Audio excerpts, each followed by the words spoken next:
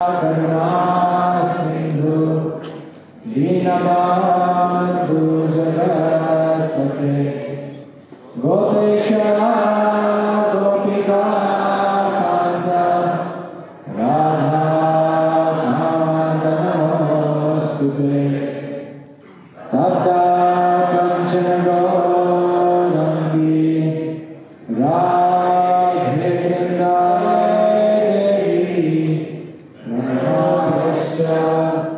Kripa Sindhu Vyasha Patika Bhavanebhyo Vishnavebhyo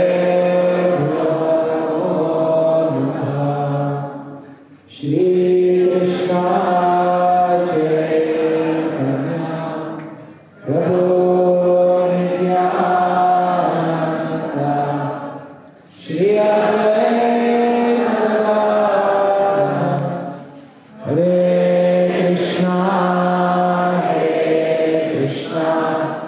Krishna Krishna Hare Hare Hare Rama Hare Rama Rama Rama Hare Hare Srila Prabhupada ki.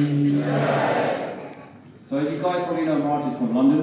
If you guys can hear my accent, I think I'm also from London. Is that right, Marge? Yes. Well, obviously I'm from South London, Marge from the North. The South is always better than the North, right? So today's topic is spirituality that awakens, consistency that awakens spirituality. Yeah? Okay. Actually, no, Marjorie, aren't you perfect with doing it? Did I struggle with consistency and being consistent in things that I didn't really fully believe in? So I passed through my exams at university and my exams through my educational life, but definitely I struggled with consistency. Then you can achieve something amazing. But in order to do something regularly and be consistent, I really had to find something I believed in. And therefore, when I graduated from university, I really took some time out to find out what do I believe in. And then later on, I obviously took up full-time Krishna conscious life. And it was much easier to be consistent, I think, in Krishna consciousness because I felt like it was something I believed in. People like Kesava Swami in any way, shape or form. So I've come up with 3 Ds that I think can cause people to lack consistency. Can anyone guess what the Ds are? And so, constantly, they say actually there's a Harvard study that when you're distracted, your IQ falls by 15 points. And the Harvard study tells us that if you drop by 15 points, that can go from being the adult IQ to the kid's IQ. And so just by dint of distraction in the world, we end up sometimes acting very childishly. We make decisions, we end up neglecting things, we don't give our full heart to important things. And in that way, we actually reduce the quality of our life. Yeah, so distraction is a huge thing. And even our gym. No, not a chiropractor, but a medical doctor. So, yeah, we talk a lot about cognitive processing. Studies have shown that when you multitask, or when you're trying to do many things at the same time, you can't process it, and like Mark saying, your IQ goes down, and your brain. A wife, a husband, take care of children, maybe have a job, maybe going to university.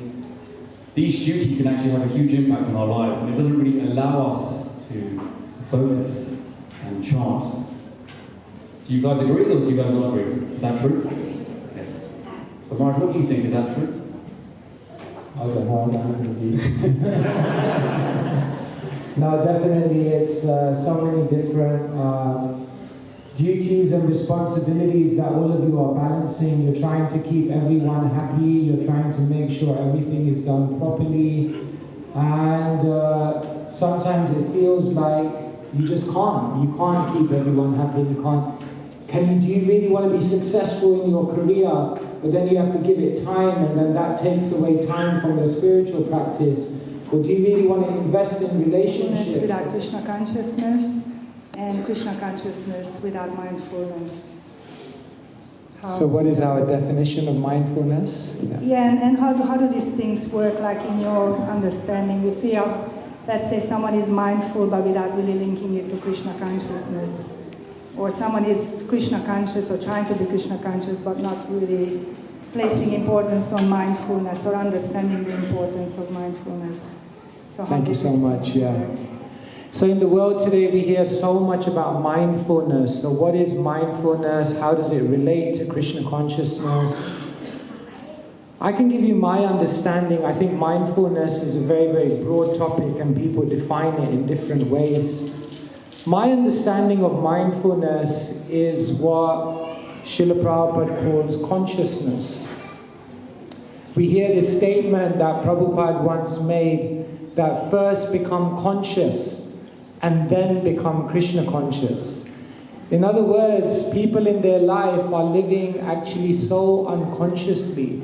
We're going about our daily activities and sometimes we just go through the whole thing and we haven't even stopped to consider what we're doing, why we're doing it, how we're doing it, who we're interacting with, how other people around us are feeling. We just almost go into autopilot. And it's very interesting that once we involve three things when you do an activity. It means to involve what I say, the hand, the head, and the heart. To really and truly do an activity consciously, it means you have to involve the hand. It means to put your full effort, your physical effort into trying to do this thing.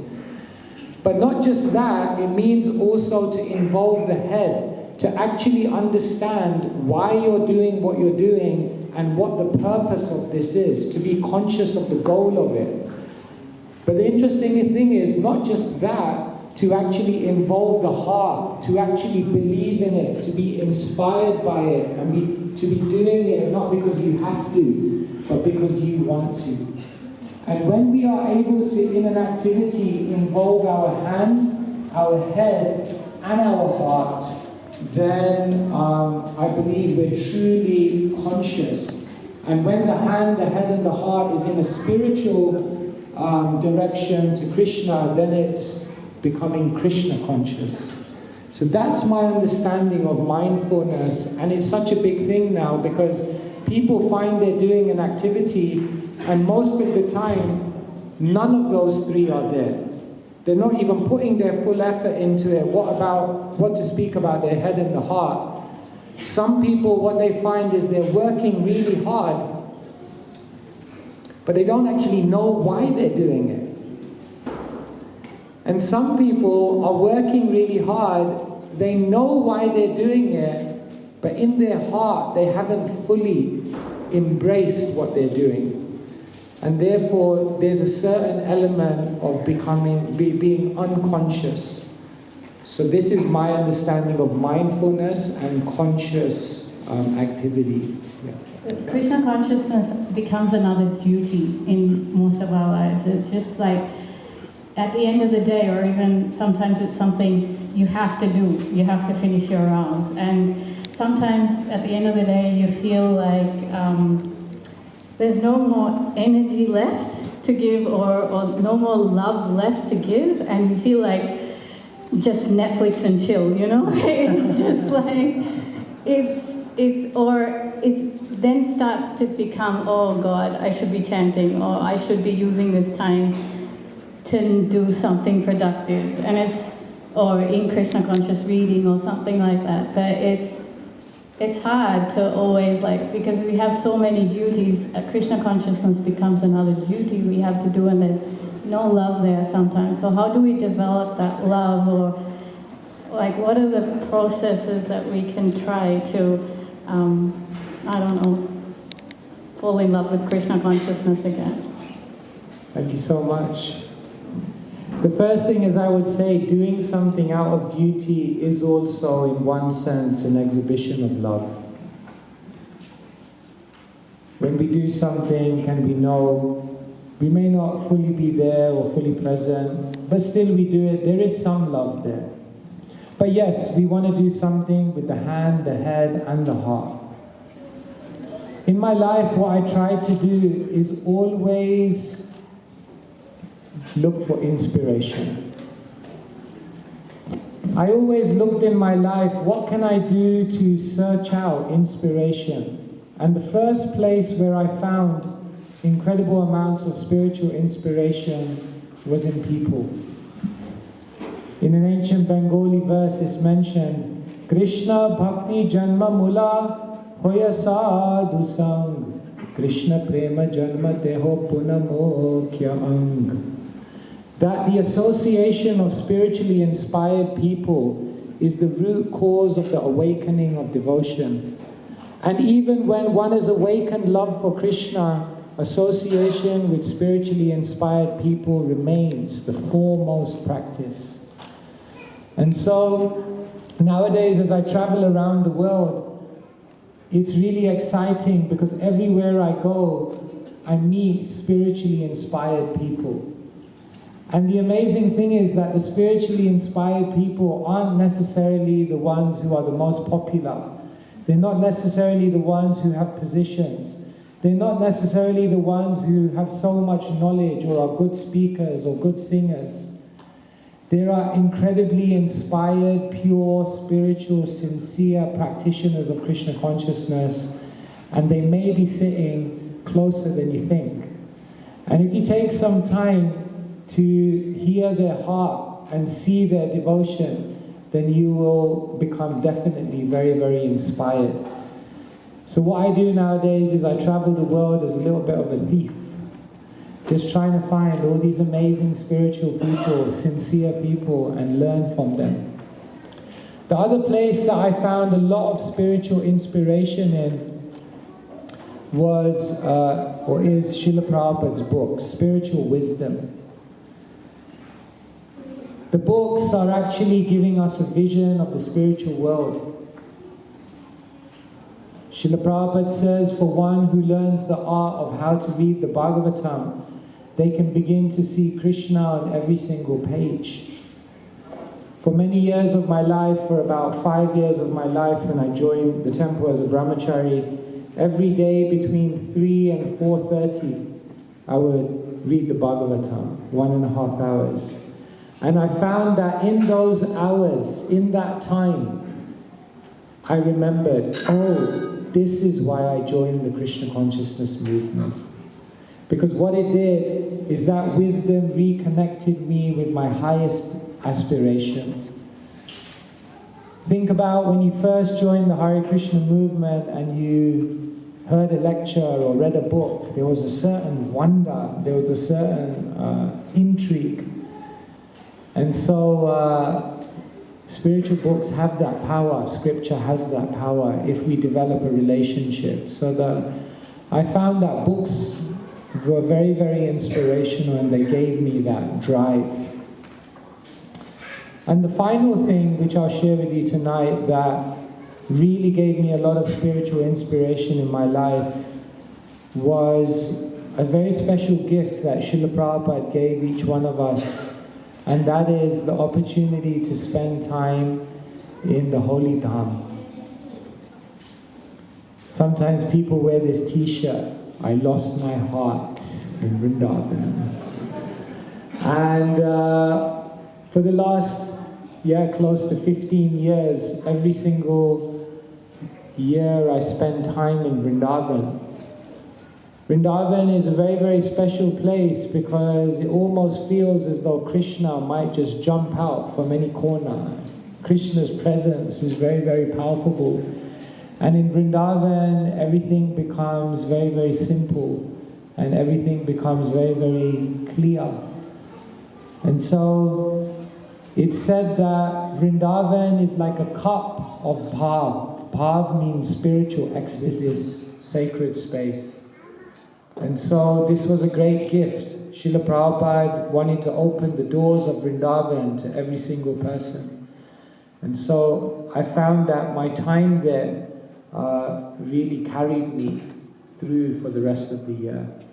So like this, become a hunter of inspiration, become a hunter of mercy. There will be spiritual activities and spiritual practices which you can very, very easily connect with. And when you have that connection, really intensify it. And then what happens is in the other activities which are more difficult, you'll begin to find more inspiration there. Is that okay? Some thoughts. Thank you. Thank you so much. Yeah, that's a beautiful question and something really for all of us to think about. This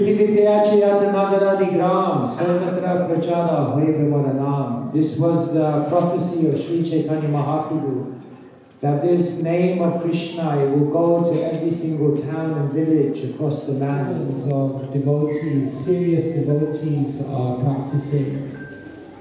If you go to places like Russia, still there is an incredible inroad there. They said at one time the Krishna consciousness movement was spreading in Russia, and the KGB said the 3 biggest threats to Russia are the media, American culture, and the Hare Krishna movement. They were feeling the weight of the movement. If you go to other countries in the world, even countries where there are governments in which you can't openly practice Krishna consciousness, you will find thousands of devotees gathering underground, incognito, and practicing Krishna consciousness very, very deeply. Let me also share something else with you.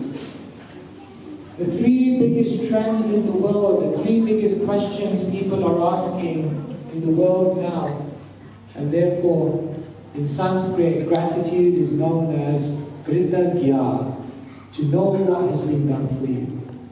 And if we're actually grateful, then we'll make the effort to represent Srila Prabhupada and his teachings in a powerful, relevant, and inspiring way, so that yes, Krishna consciousness does spread, and there is another Hare Krishna explosion.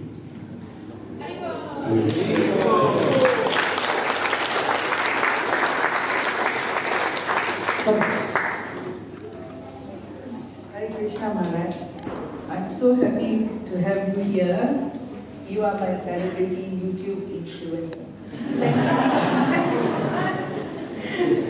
Thank you so much for coming over. I never thought that you will come to Brisbane. I never thought that I will see you ever. Thank you. The question is, the content that you post on YouTube is a little intense. How do you focus as all the content that you post? As a practicing devotee, I would like to do something structured. What's the best way to approach the content and study and relish the information that you put on the social media platform?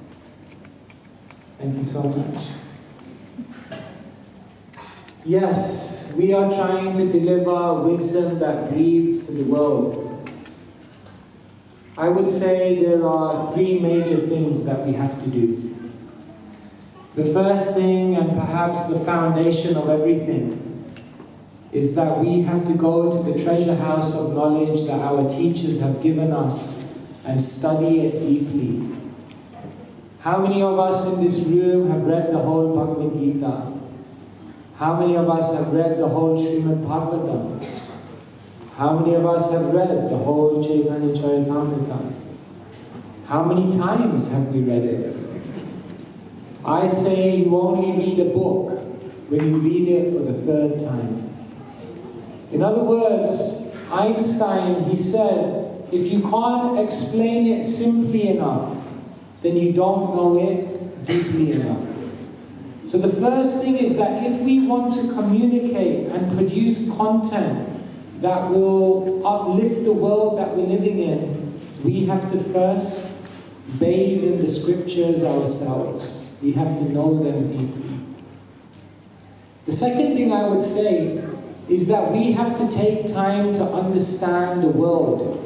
We have to take time to understand the news. That's Maya. Now, I'm not suggesting that you spend your whole day reading a newspaper, But there is a sense in which we have to know what's going on in the world. Srila Prabhupada, when he came to America, he said for 2 months. So the second thing is we have to understand the world. And the third thing is that we have to have a heart of compassion. Some people love to preach, but the real question is, do you love the people that you're preaching to? Yes, I love to preach. Very good. But do you love the people that you're preaching to? People understand the language of the heart. If you have a desire to help people, if you have a desire to empower people to live the best life they can, then what will happen is that Krishna will appear in your life and he will empower you. Why not? So, if we want to produce content and if we want to give ideas to the world that can make the world a better place, number 1, study the scriptures. Number 2, study the world.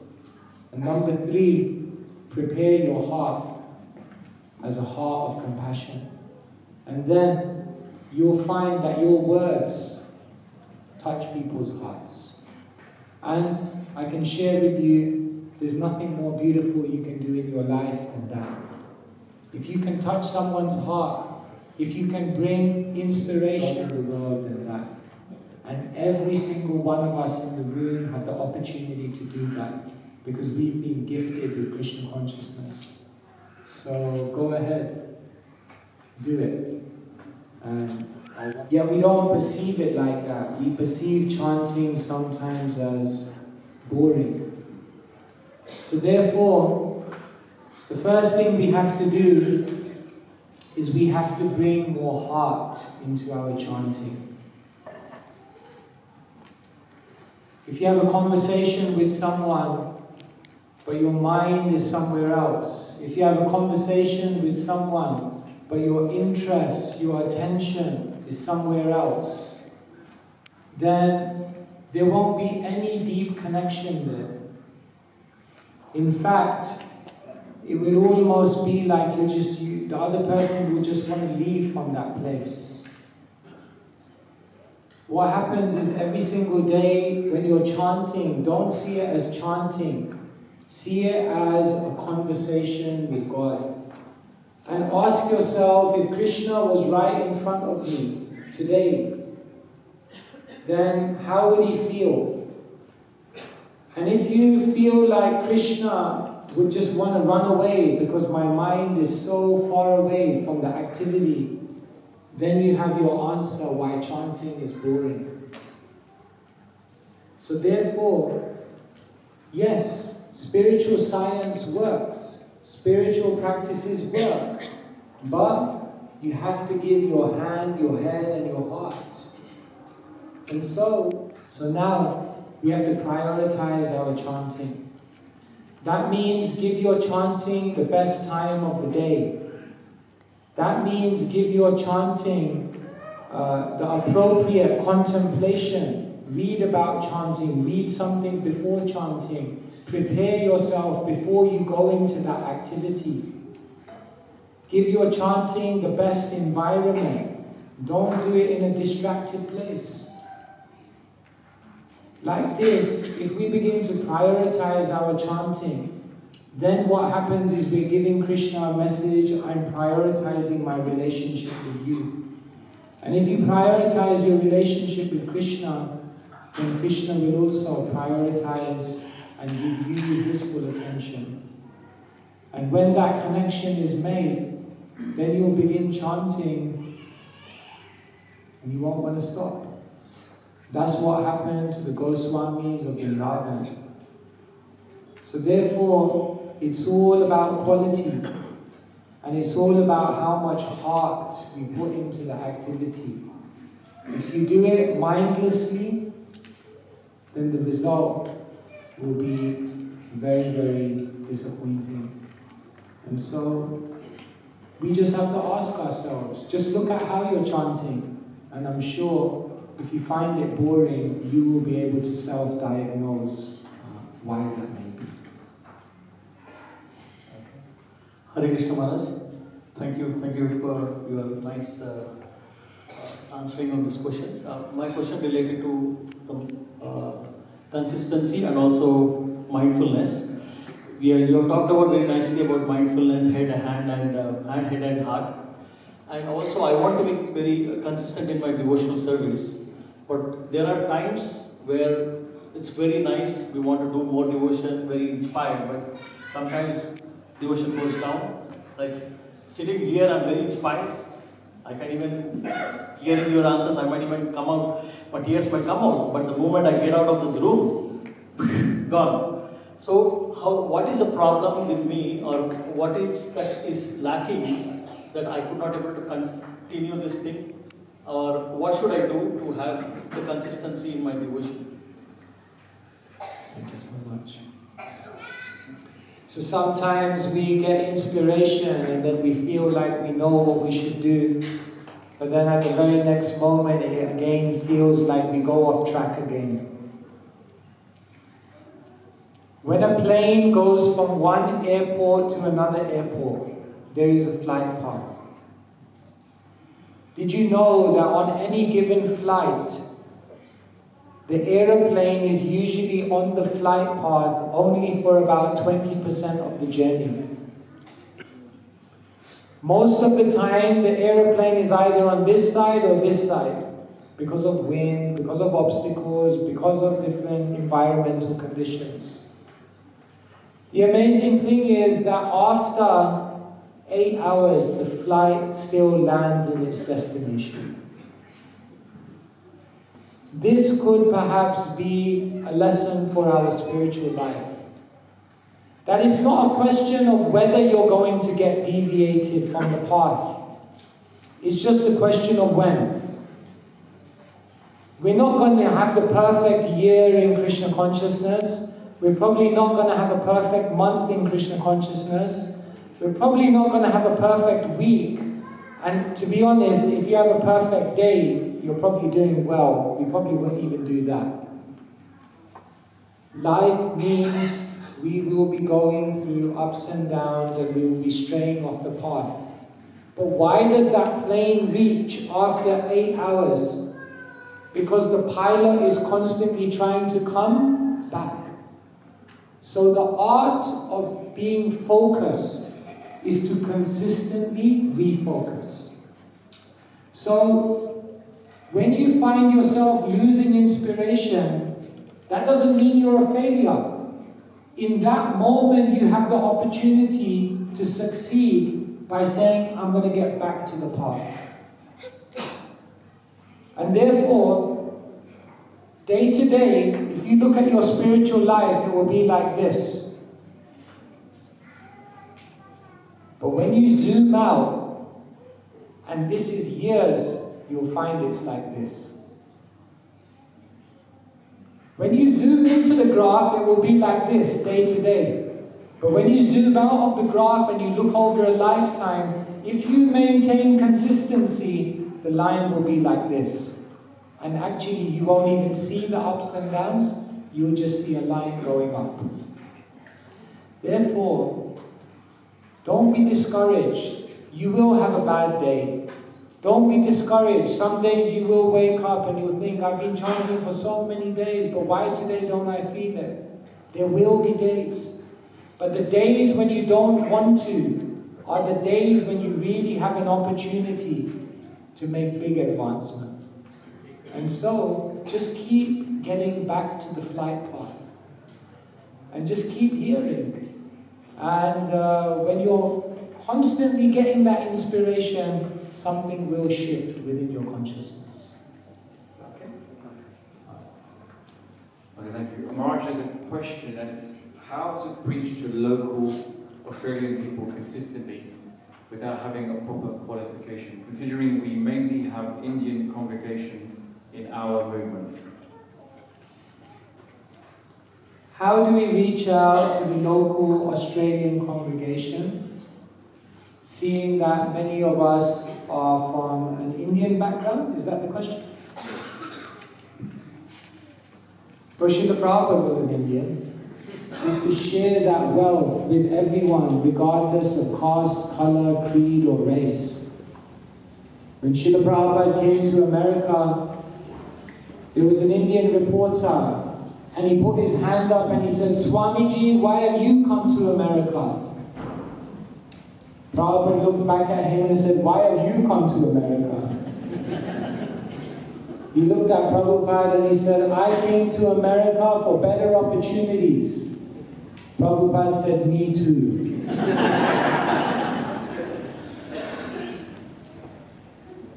Prabhupada said, "But I came for better opportunities to give, to serve, to share."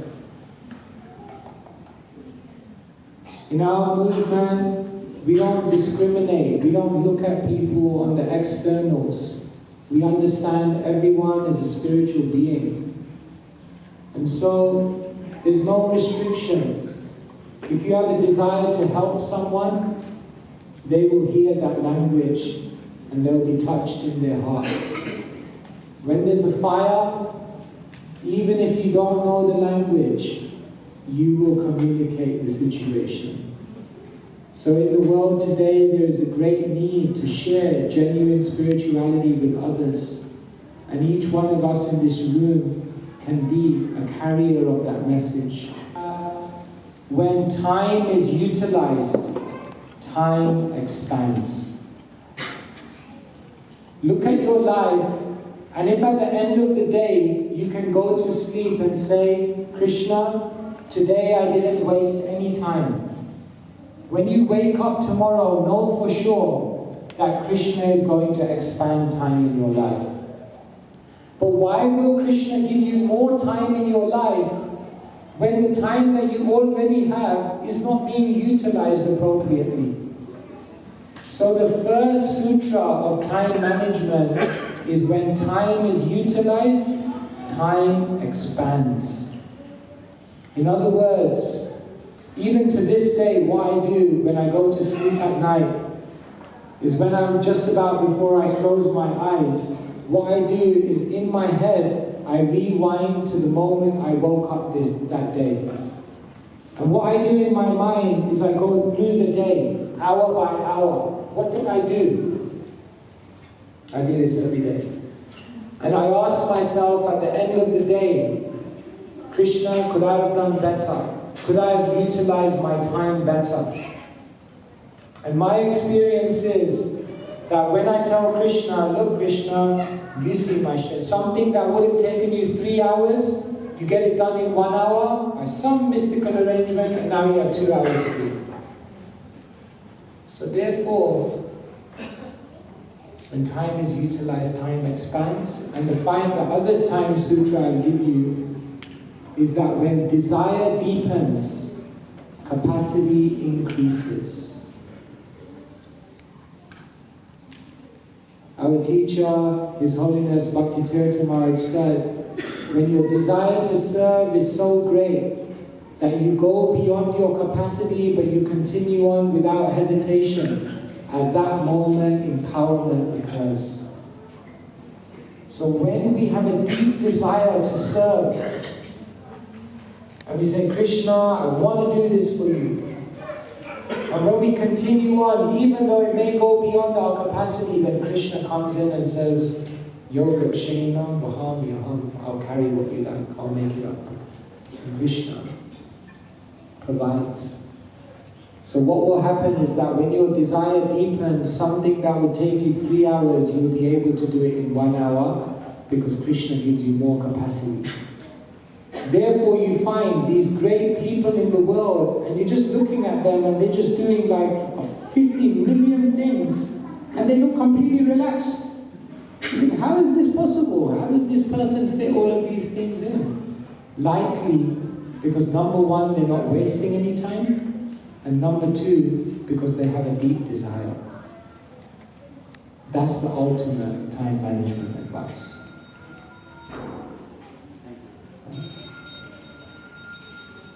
Thank you, Raj. Get distracted, or particularly this person said that they've been a devotee for about 12 years. And sometimes devotees can betray people financially or emotionally. This devotee was saying that they got betrayed with money. How do you stop that betrayal from impacting your life in terms of your devotion and being consistent with Krishna?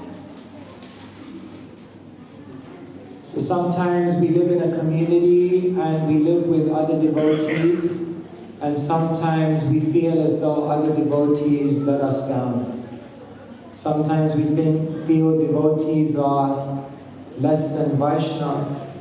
They are not displaying the qualities of what a Vaishnava should be, and sometimes that can discourage us and cause us to become inconsistent.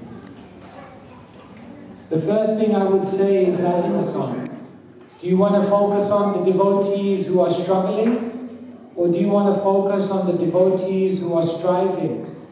Do you want to focus on the bad examples, or do you want to focus on the inspirational examples? I can tell you I've lived in this movement on the inside for 25 years, living in Hare Krishna temples, and I can, with my hand on my heart, say there are pure devotees in this movement. Definitely. I have seen individuals who have given everything to Krishna. And I've also seen devotees who have betrayed others and who have been dishonest and who have shown anger, envy, who have been in many ways very materialistic. Examples of devotees shouldn't cause us to lose our faith in devotees, but it should cause us to understand that material conditioning is very strong, and it should cause us to realize that I should also be careful in how I interact with who, and not put equal faith immediately in everyone. But that doesn't mean I shouldn't put faith and try to find devotees who are very, very saintly and who I can learn from. And so, yes, it will happen that devotees around you may let you down. But don't allow that to block you from finding devotees that can lift you up. The follow-up question to that is, Maharaj, that you have to be careful about Vaishnava aparat. So they're saying that you can cause offences. If someone betrays you, either whatever they're doing, does that?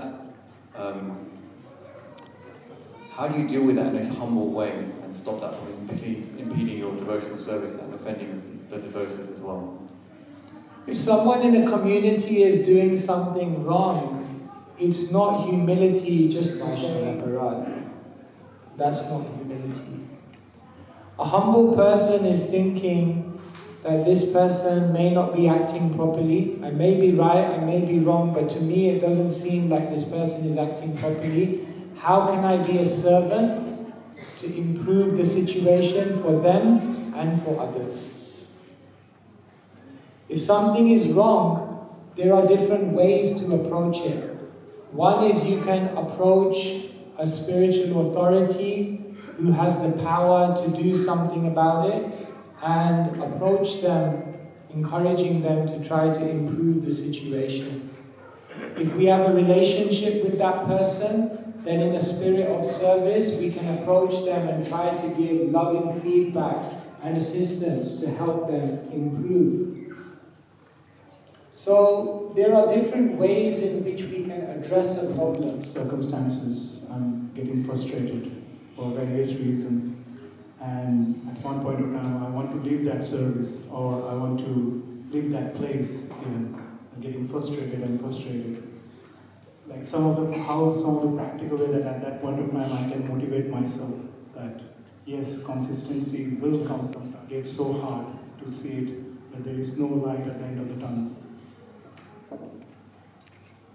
So sometimes we're doing a service and we may feel we're running out of enthusiasm. How do we know whether to carry on? How do we know whether it's time to leave?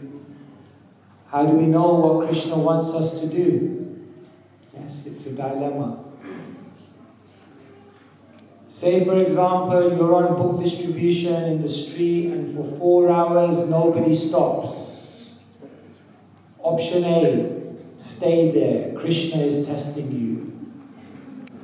Option B is obviously not the best place in the town to distribute books. Go to another spot. Option C, I think I should go back to the temple, chant some extra rounds, and then come back because I need more spiritual strength. Which is the right answer? A, B, or C?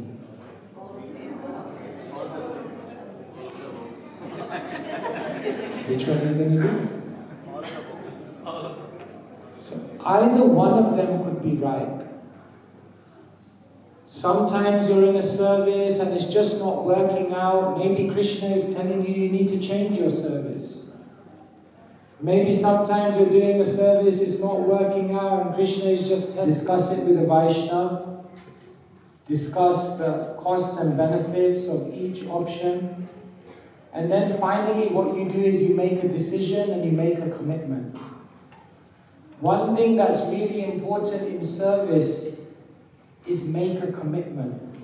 Say to yourself, I'm going to do this service for 1 year. It doesn't matter how hard it gets, for 1 year I'm going to do this. And see in that year what happens. And at the end of that time, if you're not sure whether you should continue or move on, then consult Vaishnavas. And then make a decision, and once you've made a decision, make another commitment. Thanks for the valuable information that you have been sharing with us so far. My question is in regards to with the different modes that we actually deal on a day-to-day basis. On any given day, we might be spending an hour and a half or 2 hours chanting as well as reading, and but the rest of the time that we actually spend time with the world, which is absolutely unfair, and we deal with the people who are in mode of passion and ignorance. So how do we actually maintain consistency with our sadhana when we deal with so many people who are absolutely, not devotees? Which there's a lot of passion and ignorance, and how do we deal with that? The first thing as I would say is I don't think the world is absolutely unfair. And I don't think the world is absolutely full of non-devotees. Actually, you will find many people in your day-to-day life who you can learn many things from. Even if they're not devotees, even if they're not Krishna conscious, you can still learn many, many things from them. In an environment which is full of passion and ignorance, it can also uplift your Krishna consciousness in a different way. Because in seeing that passion and ignorance, it can confirm your realization that this is not the way I want to live. And in that way, it can actually speed up your spiritual journey. In other words, the devotee is beginning to learn the art of how to find opportunities in every difficulty. Whereas a pessimistic person is finding difficulties in every opportunity. And so, I think we don't need to look at the world as a terrible place. It's going to take me away from Krishna. If I spend too much time there, I'm going to fall down. No. Go out into the world. Now you have all of these people. They don't know anything about spiritual life. I have a captive audience. I can spike their drink with Maha water. In other words, why do we have to see that the world is going to drag us down? Why can't we see that the world is going to give me realization? Why can't we see that there are things in the world that I can learn from? Why can't we see that in this world there are many, many opportunities for me to serve? And in that way, the world doesn't become an obstacle to your Krishna consciousness, but the world provides you many opportunities to deepen your Krishna consciousness. So I think we need to stop fighting with the world. And we need to say, I can learn many things about life from being in this world. Okay. So.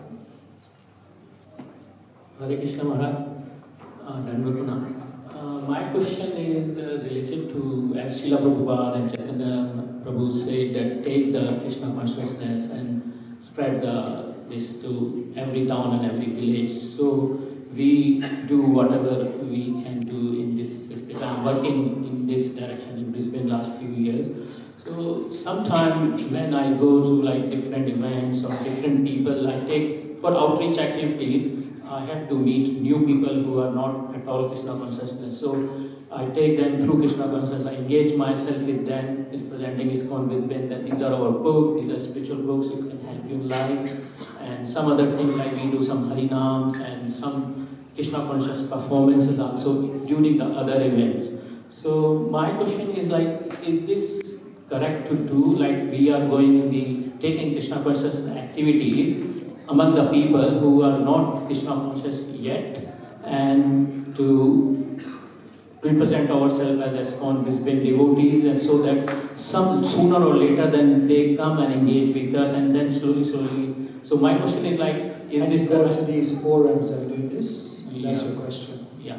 And second thing, only Maharaj, like I want to ask, like sometimes I feel like I am among the people, but like who are really not getting engaged, but then I motivate myself, no, but this is the way that I have to do, because if I don't do my effort, then how they will turn to Krishna consciousness. So is this the right approach? Thank you.